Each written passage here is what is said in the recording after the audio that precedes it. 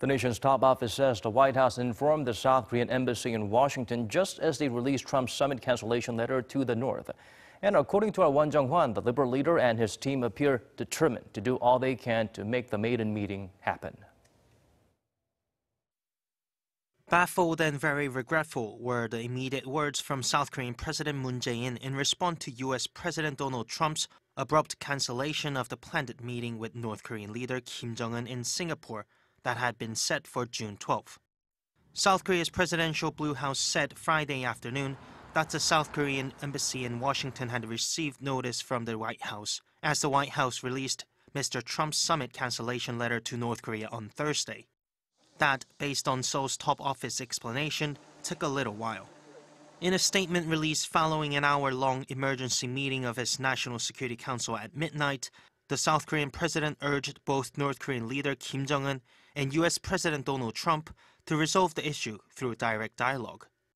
He said the sensitivity and difficulty of such diplomatic issues call for direct and more close dialogue by the leaders. The current way of communication just will not work. That position was reiterated in a meeting of the National Security Council Standing Committee later in the afternoon. The NSC members confirmed the need for direct communication between the leaders of North Korea and the US and agreed to continue to pursue all necessary efforts.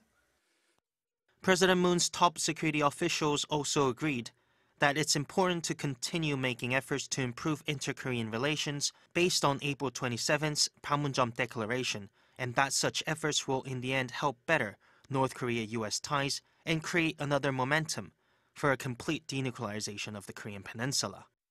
So for now, it looks like South Korean President Moon and his team hasn't given up on the last strand of hope for June 12th in Singapore, and will hustle to try and bring Kim and Trump together again.